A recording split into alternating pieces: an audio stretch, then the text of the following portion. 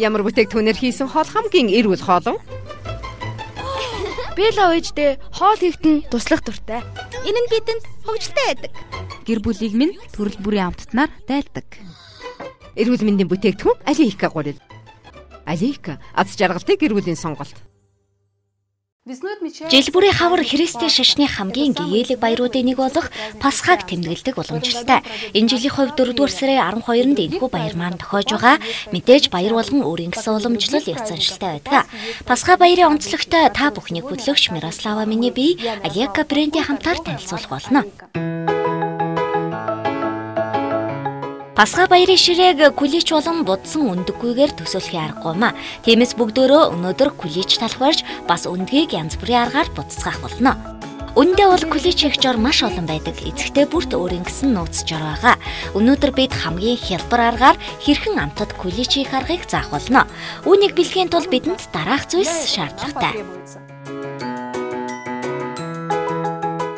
15 г хуурай дорож 450-аас 500 мг гуйрал, хоолны тал халбах давс, 100 мг сүв, стаканы 3-ны 2 хэмжээтэй, элсэн чихэр 100 г масал, 3 халбах ургамлын тос, 3 ширхэг өндөг, 100 г дэвтээс үзэм, 1 цайны халбах ваниль, жимс, самар үзэм аль дуртайгаа хольж болно.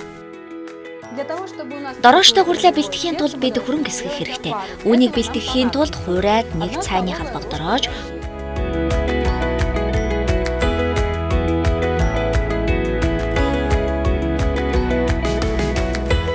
2 халбаг элсэн чихэр,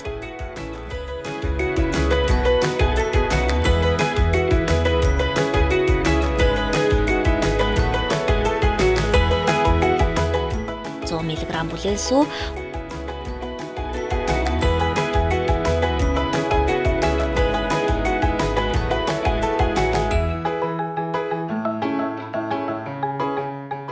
3 хөөлөхийн тулд 2 халбаг гуйрал хийгээд тутгана.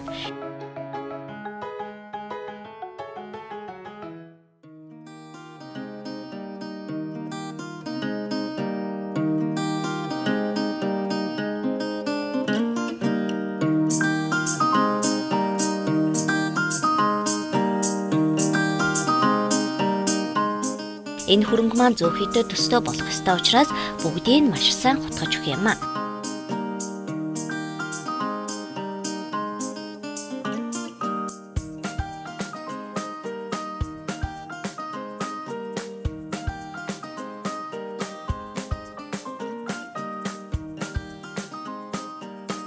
Ингээд хөрөнгөө хурдан эсэхийн тулд улаан газар байрлуулъя.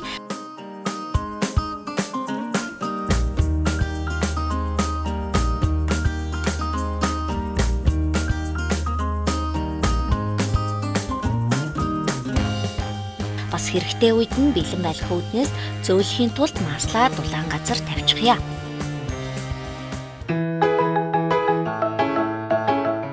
Ямар ч хөрөнгө эсэхэд салхи ахуулдаггүй шүү дээ. Тийм учраас дулаан газар байрлуулах хэрэгтэй. Хөрөнгө хийсэн саваа альчуураар ороож эсвэл бүлээн устдаа савнд савтаа байлгаж болох юм. За тэгэхээр хөрөнгөө бэлэн болгоход ойролцоогоор 15 минут зарцуулагдах учраас энэ хооронд гурилаа бэлтгэж бай. Үүний тулд эхлээд өндөгнийхөө цагааныг шараас нь салгах хэрэгтэй.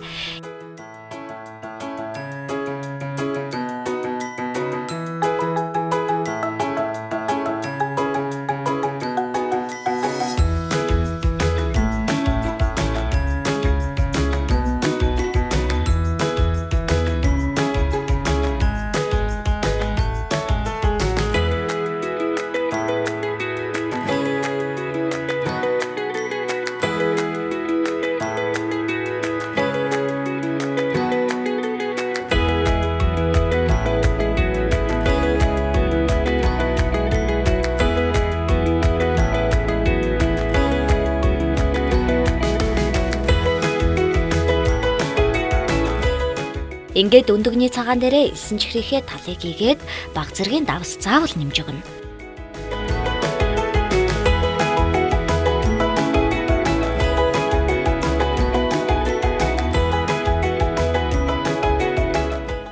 Цагаан хөөс ултал нүгнийгээ хутгаад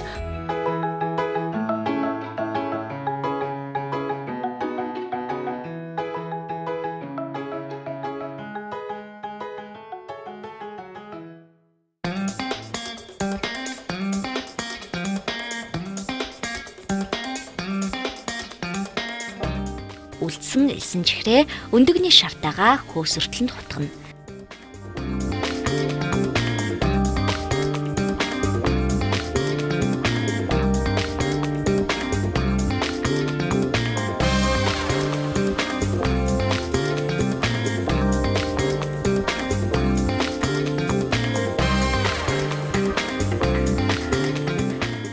За иймэрхүү элсэн чихэртэй өндөгний холимог маань бэлэн боллоо. Эрт цагт куличин гурлыг мацаг барихад тохиромжтойгоор хийдэг байсан бол өнөө цагт аль болох хамттай уяг хийхийг хичээх болжээ. Тийм болохоор бүхэл гэрээ эзэгтэй нар ингэж хөөлөгсөн гурил хэрэгэлдэг. Одоо хөрөнгө маань бэлэн болсон байна. Хардаа хөөсөрч байгаа үсттэй. За тэгэхээр энэ дээрээсээ өндөгний цагаанаа нэмээд ашиглаж болох нь.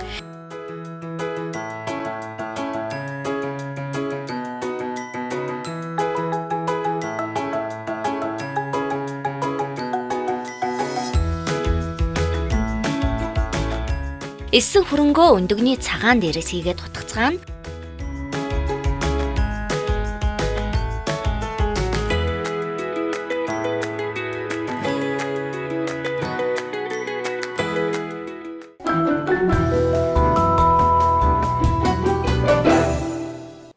Харин одоо баг зэрэг давсыгээд ванилийн элсэн чихрээ нэг цайны халбагыг хий.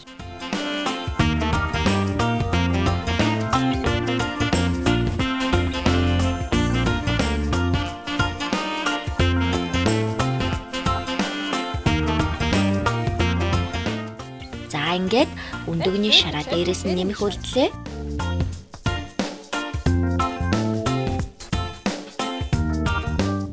Үзэгчдээ дахин сануулхад өндөгний шар цагаанаа хольж утгаад дээрээс нь баг зэргийн давсыгээд цайны халбаг ванил хийсэн байгаа.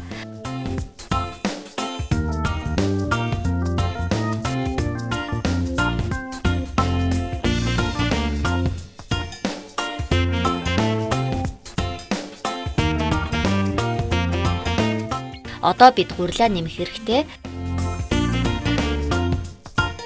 За хагас ут орчин бол олно. Ойролцоогоор 450-аас 500 г гэсэн үг. Баг багаар гурилаа хийгээд зөөлөн зуураарай.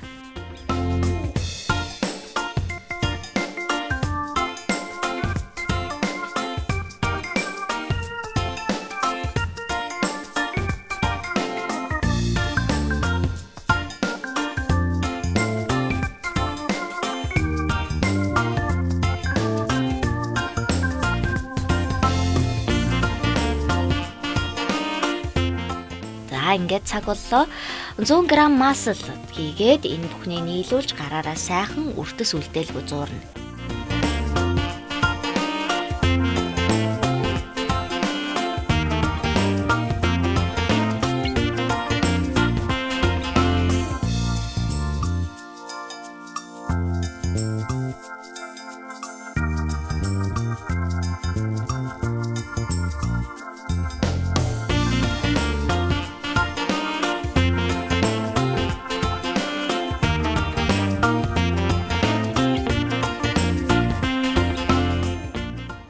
Хэтэрхийн ялцгай байж болохгүй шүү. Гар наалдаад байвал баг зэрэг гурил нэмээд өгөөрэй.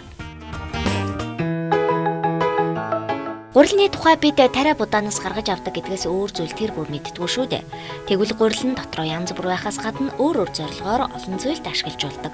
Жишээлбэл бидний сайн мэдэх Алека брэнд дээд болон 1-р зэргийн мумбууз баншинд хэрэгэлдэг дээдийн дээд Улаанбаатар гурилуудыг санал болгодог юм а. Гурлийн сорт гэдэг нь чанараараа сайн муу гэсэн үг огтхонч биш. Харин хоол хүнснээс хамаарч тохирох онцлогоор л ялгаатай байдаг. Гурил бол цагаан өнгөтэй байх ёстой гэж үздэг хүмүүс бий. Гэхдээ үнэх хэрэгтэй тийм биш. Гурил таатай, крем өнгийн туяатай байх ёстой. Зуурсан гурил маань ийм сайхан болчихлоо. Бидэнд норгосон альчуур бас хэрэг болно. Саваа гадуур нь чигтэй альчуураараа бүтээж дулаан газар 1.5-аас 2 цаг орчим байлгана. Гурил маань хөөж илүү томрох болно.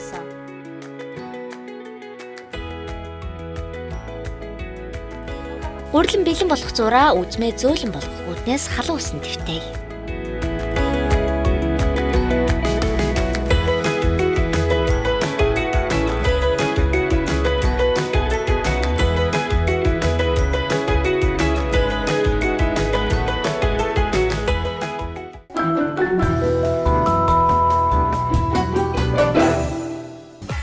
Урлаа хүлээх зураа Пасха баярын бас нэгэн хүнсийг бэлтгэе. Энэ бол будсан өндөг. Бид урдчлаа цавлгаан дээрх заврын дагуу энэхүү өнгө оруулагч бодгийг бэлтгэсэн байгаа.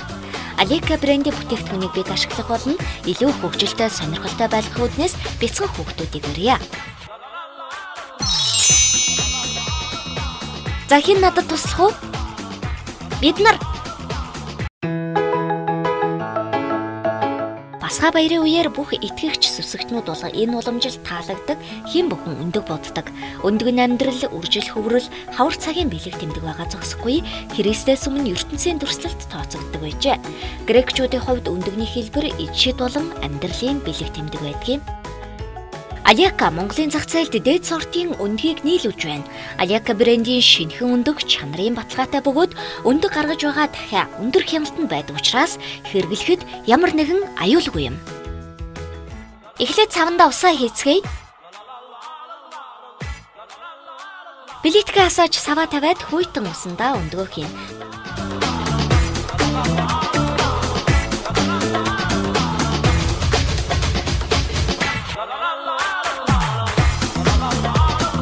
Халсыг хагалахгүй тулд баг зэрэг давсыгээ таглая.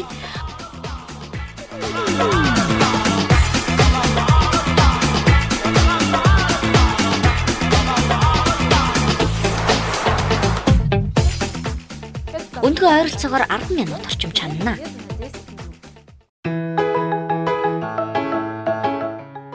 Пасха баярын үеэр уламжил ёсоор хөвчлэн өндгийг улаан өнгөөр буддаг. Яагаад гэдгийг тайлбарласан хэд хэдэн домог яриа байдаг. Үүний нэг бол Ромын эзэнт гүрний агуу удирдагч Марк Аврелийн алдар нэртэй холбоотой бөгөөд түүнийг төрөхөд гэрээнд дахиад улаан цэгтэй өндөг гаргасан нь энэ Ромын ирээдүйн удирдагч төрснийг гэрчилсэн хэмээн тайлбарладаг юм а. Тэр цагаас эхлэн ромчууд бие биедээ будсан өндгийг бэлгэлдэг заншилтай болжээ. Өндгөө чанчглаа. Одоо хамтдаа будцгаая. За нэг өндөг аваад хийн. Ямар өнгөөр бодох вэ? Шар өнгөөр. За тэгвэл шар өнгөөр бодцгаая.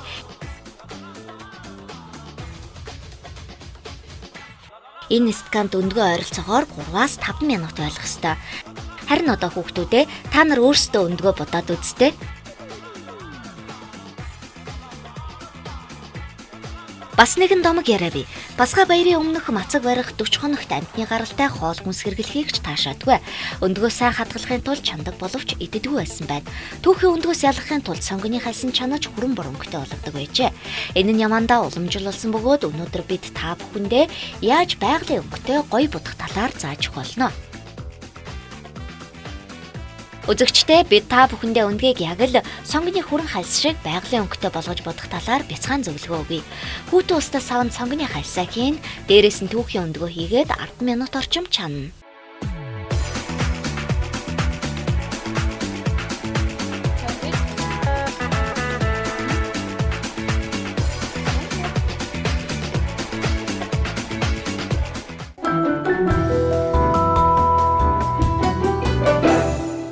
За одоо бүгдээрээ дахиад зурмаг руугаа анхаарлаа хандуулъя. Бид үзмээ дэвтээсэн аль хэдийнэ бэлэн болсон байна. Усаа асгаад гуриландаа үзмээ нэмье.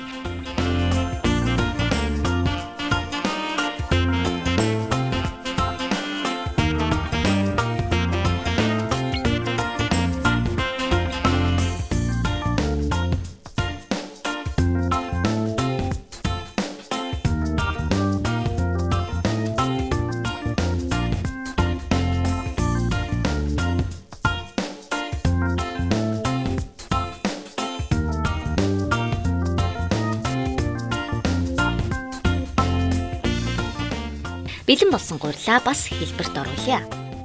Гүличиг ихэвчлэн өндөр бөөрөнгийн хэлбэртэй болгодог. Харин бид янз бүрийн хэлбэр оруулагчийг ашиглаж найз нөхдөд айлж болох юм.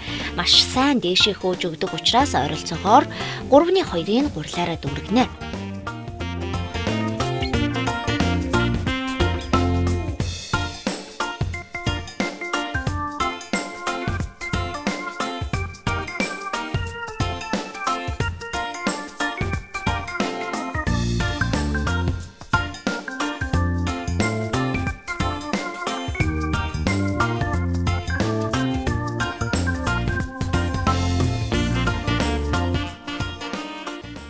Шарга шүүгэн жигнэхийн тулд 40 минут орчим 180 хэмд бэлэн болсон куличийг хийн 5 минутын дараа 160 хэм хүртэл багасгана.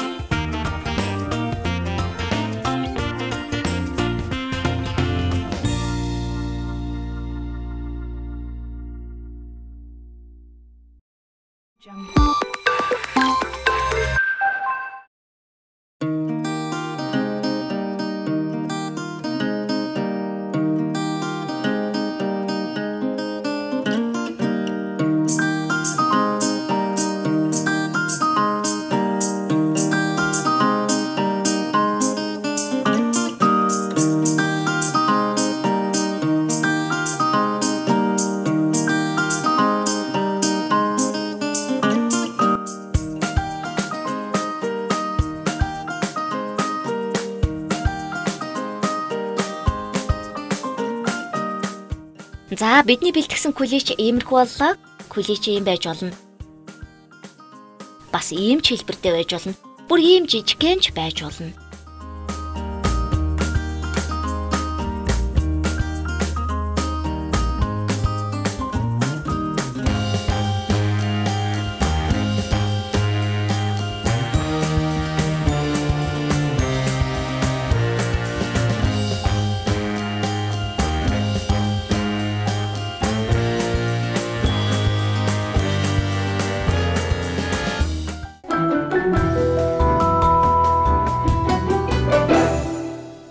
Кулич хурж байх хооронд паланга бэлтгэе.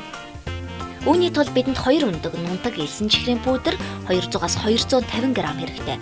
Түүнчлэн 1-2 цааны халбгаар лимоны шүүс нэмээд өгвөл палан маань илүү сайхан цагаан болно шүү дээ. Одоо бид өндөгний цагаанаас шараас нь ялгана.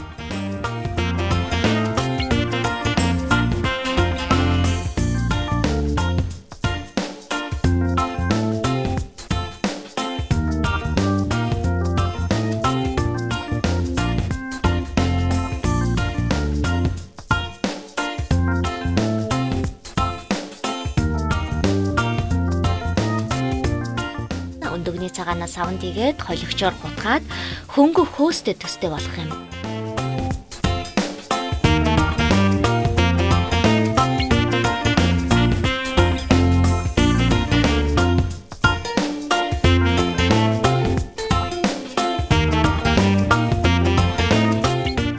Дээрээс нь унтаг элсэн чихрийн пудр хийгээд холино.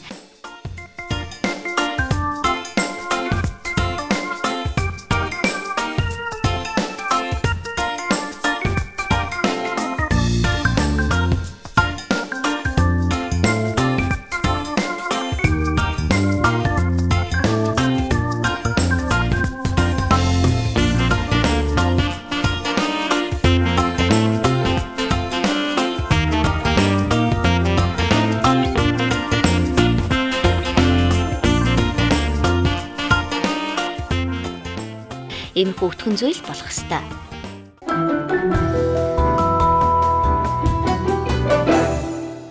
Одоо харин бяцхан тэслэх чадуудыг. За ингээд куличээ бэлтгэсэн паланга багсаар хүчнэ.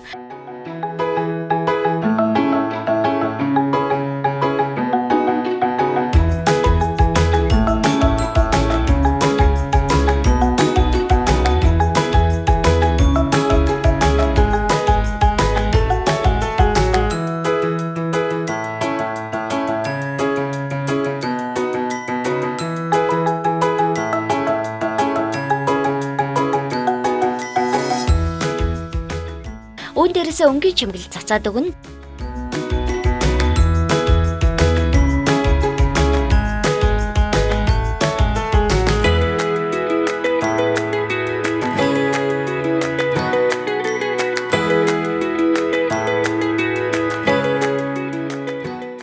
Дээр хамтдаа кулич чимгэлээ. Жанон энэ бяцхан кулич дээр палан хийхэд надад туслаач.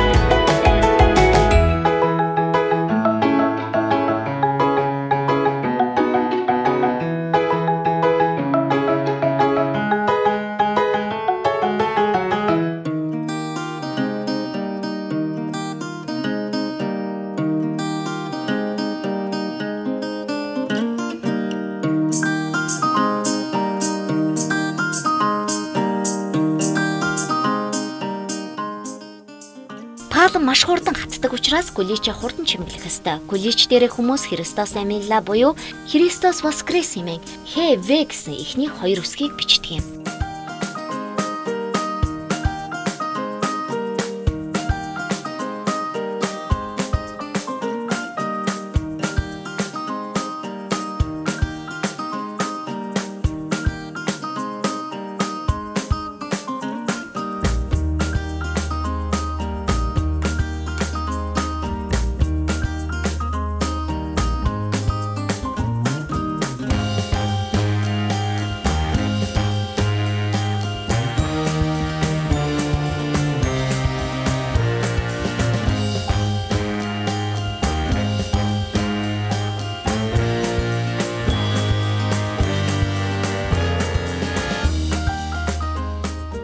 Кулич хэдийгээр ямар ч хэлбэртэй байж болох ч Пасха баярыг хэв загвартай өгсөн онцгой орой байх ёстой.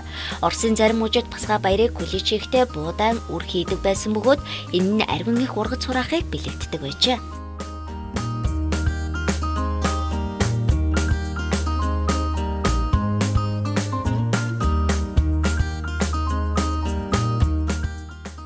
За ийм гоё болгож Кулича чимгэллээ.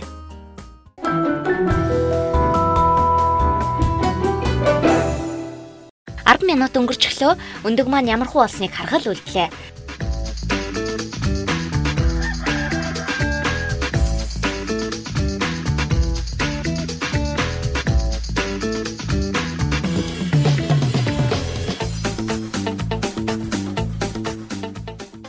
За үүнийг хардаа. Өндөг маань хичнээн сайхан өнгөтэй болж байгааг харж байгаа үстэй. Хэдийгээр будгандаа удаан байлган төдий чинээ тод өнгөтэй сайхан болдго юм. Жанан маань өндөг будах өөр арга бас мэдээ шүү, тийм үү? Үүний тулд бидэнд жирийн лаа хэрэгтэй. Тийм ээ, лаа бас шүзэнц хэрэгтэй. Эхлээд будсан өндөг дээрээ зурх уу, эсвэл цагаан өндөг дээрээ зурх уу? Эхлээд цагаан, дараа нь будсан өндөгн дээрээ. За тэгвэл цагаан дээрээ туршиж үзье. Сайн бариарай.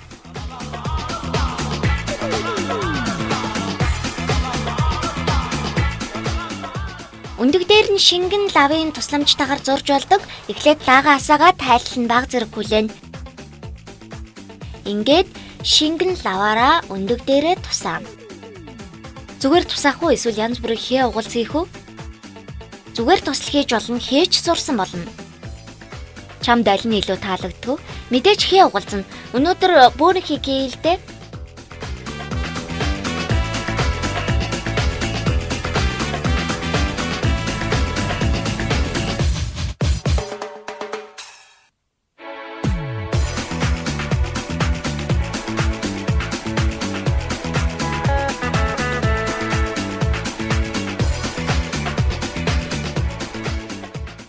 Бүх өндөг хүссэн хэмжээний толботой болсны дараа будагтай стакан руугаа хийнэ. Ингээд л бусад өндөг шигээ 3-аас 5 минут байлгах нь шүү дээ. Одоо харин будсан өндгийг яаж чимгэлж болохыг харъя. Будагтай өндгөө аваад лаваараа тусал хэлбэрээ гаргаад улаа юм уу? Эсвэл өөр өнгөөр хий?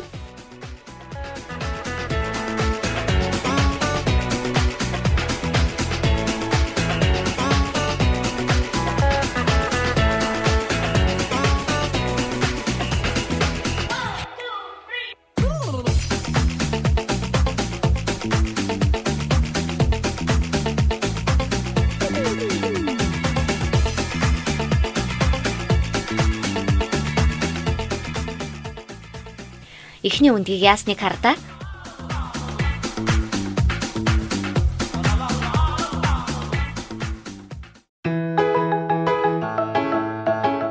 Чансан өндгийг болсон хэсгийг шалгах нь тун амархан. Ширээн дээр тавиад эргүүлээд үзээрэй. Болсон өндөг хурдан хугацаанд удаа эргэдэг бол түүхийн бараг тэр дороо эргэлддэггүй зогсдог.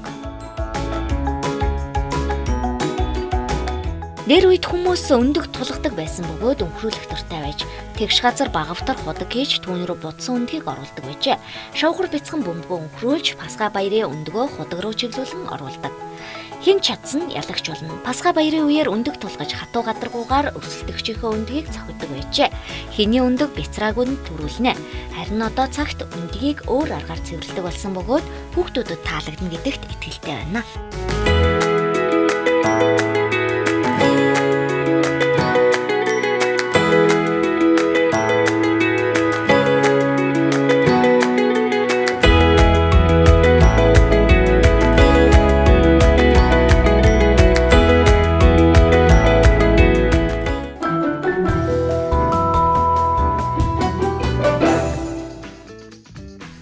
Өндөг будагдаж байх оронд күлээчтэй хоолоо бэлэн болсон өндгөөрөө чимэглэе.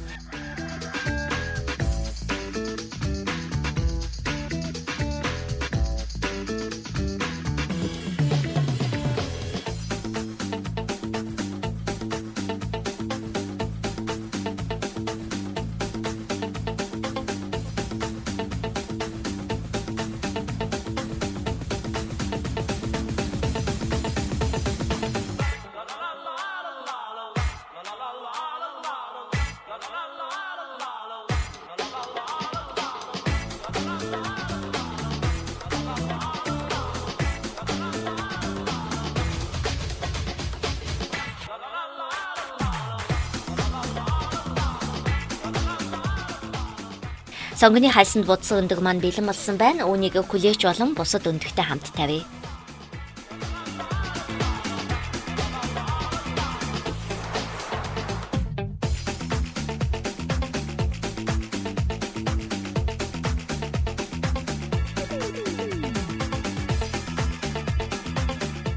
За ингээд бидний баярын өндөг маань бэлэн боллоо.